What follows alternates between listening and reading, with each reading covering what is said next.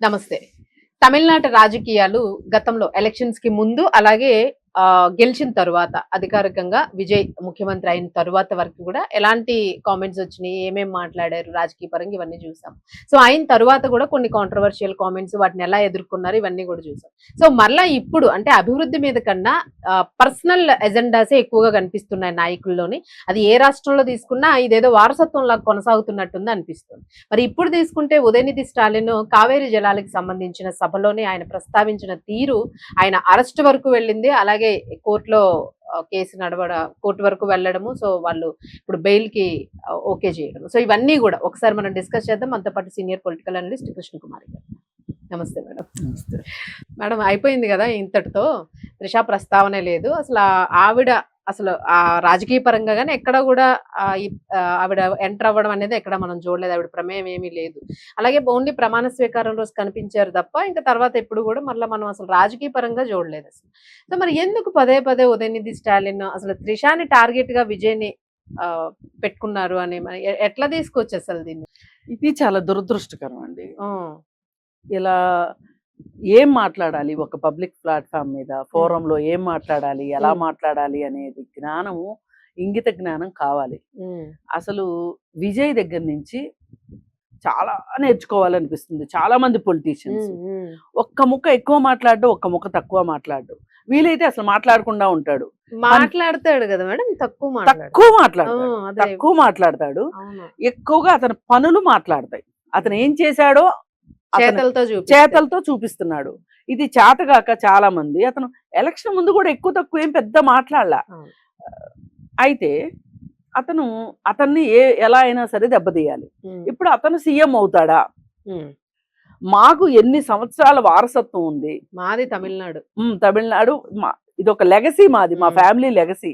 మా తాత, మా నాన్న, నేను అసలు ఇప్పుడు నేను మా పార్టీ గెలిచుంటే నేనే సీఎం అయ్యేవాడిని అనే ఒక బాధ ఉదయనిధి స్టాలిన్ లో ఉంది. వీలైన సందర్భంలో వల్ల అతను కొంచెం ఎక్కువ తక్కువ మాట్లాడడం చూస్తున్నాం. అయితే ఆ మధ్య కూడా ఒక బీజేపీ నేత ఆయన మాట్లాడాడు, అప్పుడు కూడా ఖండించాం. అయితే ఆ తర్వాత ఎలక్షన్స్ టైంలో కూడా ఎవరో ప్రెస్ వాళ్ళు అడిగారు విజయ్ని, మీ ఇంట్లో గొడవలు అంట కదా. ఎవరింట్లో లేవండి, నా ఇంట్లో గొడవ నేను చూసుకుంటాను, డోంట్ వర్రీ అన్నాడు సింపుల్ గా. అయిపోయింది. తర్వాత మళ్ళీ సంగీతకిన్ను ఆయనకి సయోధ్య కుదురుతుందంట. మరి ఎలా కుదురుతుంది, ఇలా అయితే ఎలా, మరి త్రిష సంగతి ఏంటి అని వీళ్ళే అన్ని వీళ్ళే మళ్ళీ దాని మీద మనం మాట్లాడటం. ఎస్, త్రిష సంగతి ఏంటి అంటే విడాకులు ఇచ్చే వరకు భార్య భర్తకిచ్చిన, భర్త భార్యకి ఇచ్చిన, విడాకులు ఇచ్చేంత వరకు విడాకుల పైన సంతకం అయిపోయి 3 నెలలు అయిపోయిన తర్వాత, అంటే 3 నెలల లోపు అప్పీల్కి వెళ్ళవచ్చు వచ్చిన విడాకుల మీద. అంతవరకు కూడా వాళ్ళు భార్యాభర్తలే, వాళ్ళకి హక్కు ఉంటుంది ఒకరిపైన ఒకరికి, కాదు అనటానికి మీకు లేదు. అలాంటప్పుడు సంగీతకి గురించి ఇప్పుడు మాట్లాడాల్సిన అవసరం ఏంటి? సంగీత వస్తే త్రిష సంగతి ఏంటి అని మాట్లాడటం ఏంటి? కానీ ఏ రోజైనా త్రిష గాని విజయ్ గాని వాళ్ళ బంధాన్ని మీకు ఎవరికైనా చెప్పారా? కొన్ని చెవులో చెప్పారా? మీరు ఊహించుకుంటే అయిపోద్దా అని చెప్పి చాలా స్ట్రాంగ్ గా మాట్లాడటం జరిగింది. ఎందుకంటే ఇట్లాంటి సందర్భాలు వచ్చినప్పుడు చాలా స్ట్రాంగ్ గా రియాక్ట్ అయ్యేది. ఎందుకు అంటే అసలు మీరు ఎప్పుడు నేర్చుకుంటారా నాయనలారా? అసలు ఏంది మీరు కల్చర్ మెయింటైన్ చేయట్లేదు, అసలు మెయింటైన్ చేయట్లా. ఒక స్త్రీ అంటే ఆమె ఏదో ఒక రకంగా ఒక పురుషుడి నీడలోనే ఉంటది. ఆ పురుషుడికి ఈ స్త్రీ వల్ల మంచైనా రావచ్చు, చెడైనా రావచ్చు, బెనిఫిషియర్ లాగా, బెనిఫిట్ అన్నట్టు. ఒక ఖ్యాతి, పురుషుడికి వచ్చే ఖ్యాతి ఈ స్త్రీ వల్ల అయినా వస్తుంది, చెడు పేరైనా స్త్రీ వల్లే వస్తుంది. ఇందులో పురుషులు నిమిత్త మాత్రులు అన్నట్లుగా ఆలోచించడం అనేది చాలా చాలా బాధాకరమైన విషయం. అసలు మీరు రాజకీయాలు మాట్లాడేటప్పుడు అభివృద్ధి పైన మాట్లాడండి. విజయ్ విజయ్ సార్ చాలా బిజీ త్రిష తోటి అని పోయినసారి కామెంటు. ఇప్పుడు కావేరీ జలాల ఉద్యమంలో ఆయన మాట్లాడేటప్పుడు జనాల్లో నుంచి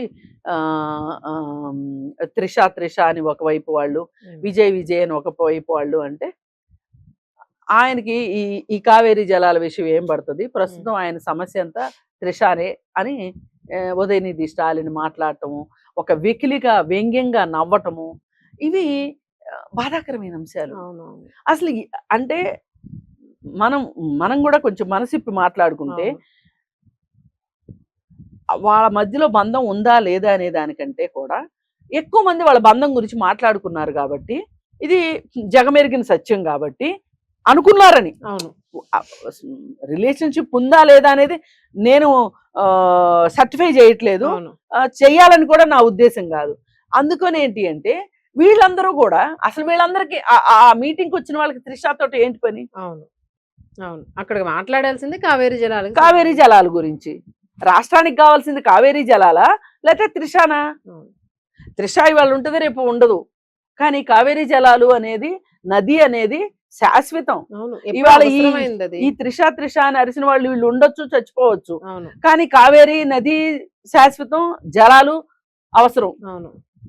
అందుకని ఏంటంటే మనుషులకి మనం ఏం ఉచితాలు మర్చిపోయి ఒకటి ఏ ఇష్యూ వచ్చినా ఒక మహిళను టార్గెట్ చేయటం చాలా ఈజీ. అందుకని ఆ టార్గెట్ చేసి ఒక స్వయం తృప్తిని పొందుతూ ఉంటారన్నమాట వీళ్ళు. అసలు ఏం అవసరం త్రిష అసలు వీళ్ళకి? రాజకీయ పార్టీలు కూడా దీన్ని తానా అంటే తందానా అని ఇట్లాంటి వాటిని ఎంకరేజ్ చేయటం, దీనిపైన ఇప్పుడు ఖుష్బు రియాక్ట్ అయ్యారు, అలాగే చిన్మయి కూడా రియాక్ట్ అయ్యారు. అసలు మీరు ఏముంది మీ బుర్రల్లో? మీరు అక్కడే ఆగిపోతారు ఎందుకు? అక్కడే ఆలోచిస్తారు ఎందుకు? ఈ రాష్ట్రానికి కావాల్సింది ఏంటి? ఆయన ఒక పక్కన విజయ్ చక్కగా చేసుకుంటా వెళ్ళిపోతున్నాడు.